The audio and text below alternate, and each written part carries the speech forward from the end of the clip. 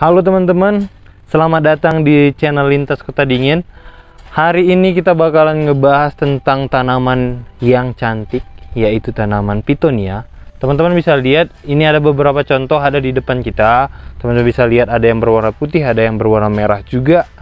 Ada yang bertipe daun kecil dan ada yang bertipe daun lebar. Nah, ini dia. Sebenarnya untuk Petunia ini sendiri, untuk cara budidaya dan perawatannya rata-rata sama semua teman-teman. Yang membedakan adalah beberapa jenis Petunia memang pertumbuhannya agak lambat di dataran tinggi, sedangkan mungkin dia di dataran rendah bisa lebih cepat pertumbuhannya gitu. Tetapi bagaimana untuk cara memperbanyak, teknik pemupukan itu kurang lebih hampir sama. Tetapi nantinya di video kedepannya, kalau dalam video kita ini kurang jelas, kita bakalan membuat penjelasannya per satu-satu jenis tanaman Petunia teman-teman. Jadi silahkan teman-teman tonton video kita ini sampai akhir agar teman-teman bisa melihat bagaimana cara untuk memperbanyak tanaman Petunia ini.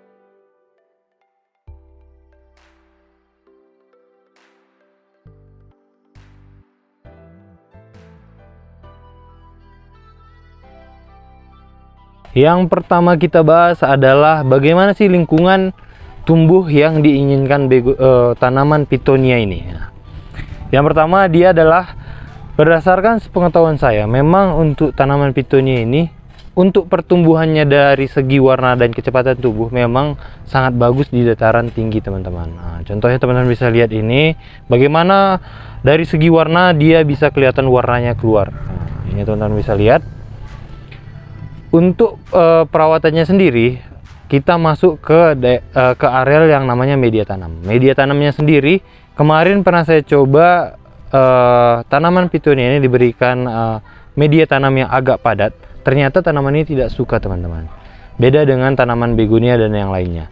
Jadi untuk tanaman Petunia ini sendiri saya gunakan media tanamnya perpaduan antara humus, kokopit, pupuk kandang dan sekam teman-teman.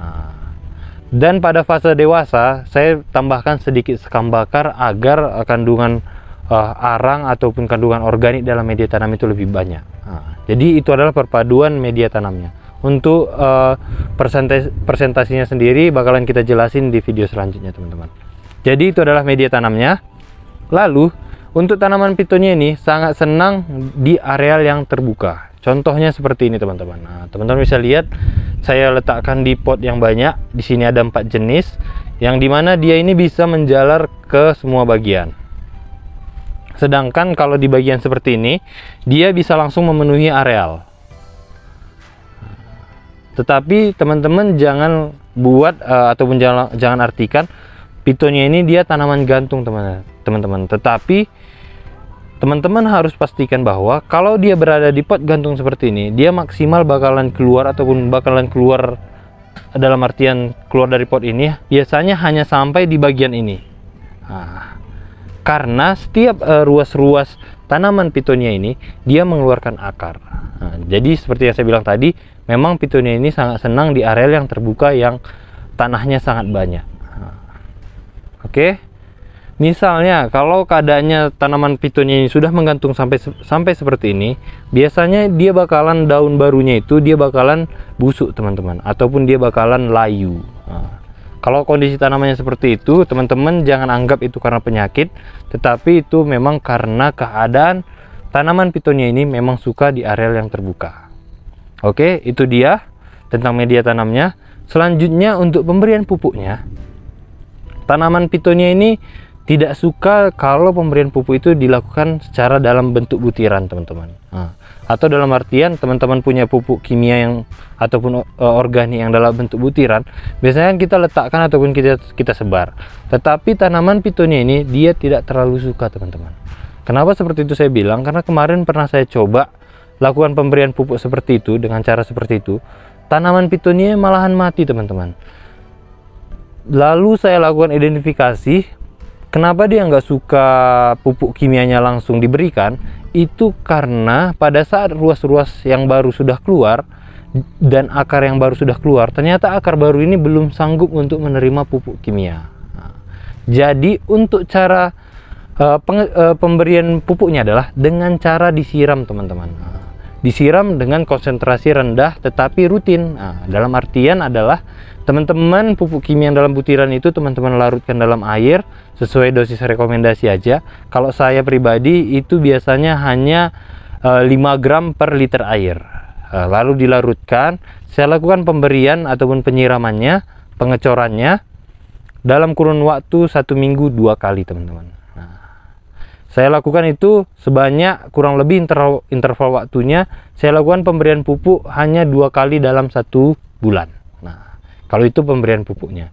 Jadi pada saat kondisi teman-teman ataupun kondisi tanaman teman-teman yang biasanya kalau sudah terjadi pemberian pupuk kimia, teman-teman bisa langsung lihat tanaman itu biasanya rusak.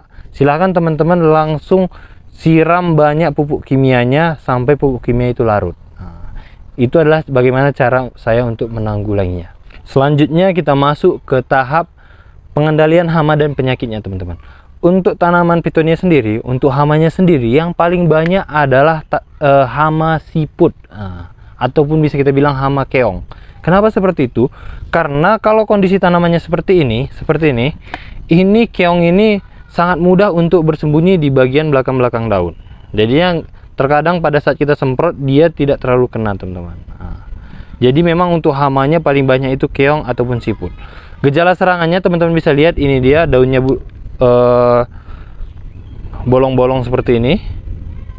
Yang membedakan serangan siput dan ulat adalah kalau ulat biasanya nanti bakalan menyerang dari bagian pinggir. Dan bekas yang ditinggalkan ulat biasanya dia bentuknya tidak bulat sempurna. Dia masih ada tajam-tajamnya biasanya. Sedangkan kalau siput, dia makan itu karena dia bentuk mulutnya itu dia berlendir semua dan dia rapuh, itu biasanya bentuk sisa makanannya itu dia itu bulat sempurna, teman-teman. Nah, teman-teman bisa lihat ini. Teman-teman bisa lihat yang ini juga, mungkin nggak terlalu lihat, tapi ini kondisi daunnya bolong-bolong, teman-teman. Itu adalah hama yang paling banyak menyerang di tanaman pitonia, yaitu hama siput. Tetapi untuk penanganannya sendiri paling gampang juga, karena hanya cukup menggunakan pestisida yang namanya Siputo, teman-teman. Siputo ini adalah racun untuk hama siput.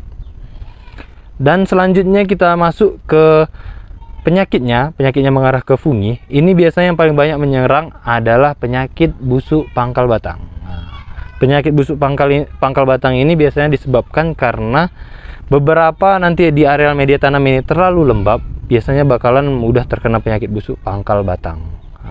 Sedangkan kalau penyakit busuk akar, tanaman pitonia ini dia tidak termasuk banyak serangannya karena ini akarnya serabut dan banyak, teman-teman. Jadinya biasanya kalau akarnya sudah terkena sedikit, bisa ataupun lebih gampang dia bisa tumbuh akar yang baru. Jadinya tidak terlalu banyak serangannya. Untuk penanganannya sendiri, teman-teman silahkan semprotkan fungisida yang bermerek Amistar Top untuk menanggulangi penyakit tersebut, penyakit busuk pangkal batang tersebut gitu. Dan termasuk kalau teman-teman gunakan Amistar Top, dia ada juga kandungan JPT-nya. Jadinya pertumbuhan tunas baru itu bisa lebih cepat. Selanjutnya kita masuk ke fase yang paling dinanti-nanti, yaitu bagaimana cara untuk memperbanyaknya.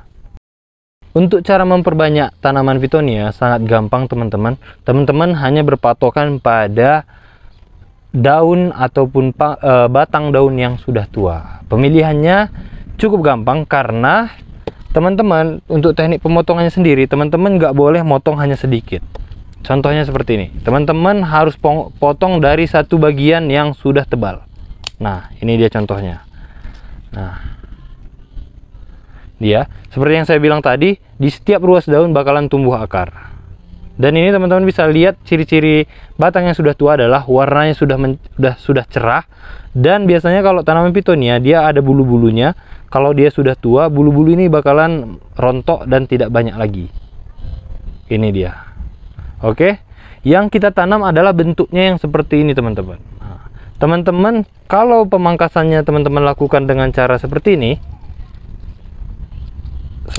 nah, yang dimana pangkal daunnya belum ada keluar akar dan daun-daun bulu-bulu ini masih banyak, biasanya ini dia langsung mati, teman-teman. Jadinya sebaiknya teman-teman lakukan pemilihan tangkai daun bentuknya yang seperti ini. Oke. Dan untuk media tanamnya sendiri, dia media tanamnya nggak terlalu banyak pilihannya. Teman-teman gunakan aja media tanam yang gembur. Contohnya yang gembur itu cukup seperti humus ataupun tanah bekas galian sampah organik. Teman-teman bisa gunakan itu. Lalu teman-teman, hal yang paling penting adalah dia ini harus ditanam, nggak boleh satu persatu teman-teman. Dia harus ada di lingkungan berumpun seperti ini. Ini dia teman-teman bisa lihat, ini semua adalah begonia yang baru saya tanam. Maksud saya pitonia yang saya baru tanam. Ini dia semua ini berumpun teman-teman. Ada juga yang sudah tumbuh akarnya. Ini dia harus berumpun. Kenapa harus berumpun? Karena kalau teman-teman tanam di kondisi dalam pot satu persatu, biasanya itu dia bakalan mudah untuk kekeringan teman-teman, karena dia nggak saling menutupi. Kalau kondisi berumpun seperti ini, dia bakalan lebih cepat tumbuh akarnya, karena kondisi tanahnya ini, medianya ini, dia lembab, ditutupi oleh daun pitonianya gitu. Jadi saya sarankan untuk penanamannya berumpun seperti ini. Baik semua jenis teman-teman, baik jenis yang seperti ini daun lebar ataupun daun yang keriting-keriting seperti ini, untuk penanamannya sama semua gitu. Biasanya untuk tanaman pitonia ini sudah tumbuh akar, bisa dilihat dari jumlah ininya, bagaimana bentuk banyak akarnya gini. Kalau dia sudah seperti ini, apalagi sudah mengikat tanah seperti ini, dia sudah siap untuk dipindah tanam. Jadinya silahkan teman-teman lihat nantinya bentuknya sudah seperti ini, akarnya sudah panjang-panjang dan akarnya sudah mengikat tanah. Itu tandanya tanamannya sudah siap untuk dipindah tanam. Oke, itu dia pembelajaran kita kali ini teman-teman. Gampang banget untuk memperbanyak tanaman pitonia ini. Pitonia ini banyak jenisnya, banyak juga varian-varian warnanya juga, bentuk daunnya juga banyak-banyak.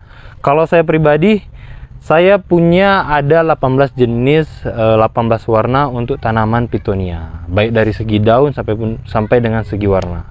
Yang mungkin yang paling banyak dicari adalah yang seperti ini teman-teman. Ini adalah begonia Pitonia Franklin. Teman-teman bisa lihat ini dengan ciri-ciri daunnya bergelombang dan warnanya sangat bervarian. Ini dia yang paling banyak pembelinya sampai hari ini. Dan mungkin kalau di toko saya Pitonia Franklin ini dia harganya paling mahal. Untuk ukuran anakan aja yang kurang lebih masih 1 sampai dengan 2 ruas, dia itu harganya di harga 35.000. Oke teman-teman, itu dia video kita kali ini. Saya juga nggak kalah lupa, kalau teman-teman mau beli bahan-bahan seperti media tanamnya, seperti media semainya, silahkan teman-teman boleh order di kita bakalan sediakan agar teman-teman nggak perlu repot-repot, teman-teman bisa langsung praktekkan. Ada di marketplace juga, ada di Shopee dan Tokopedia dengan nama Carolina Flowers, atau boleh langsung WA ke kita dengan nomor yang ada di judul dan di deskripsi teman-teman.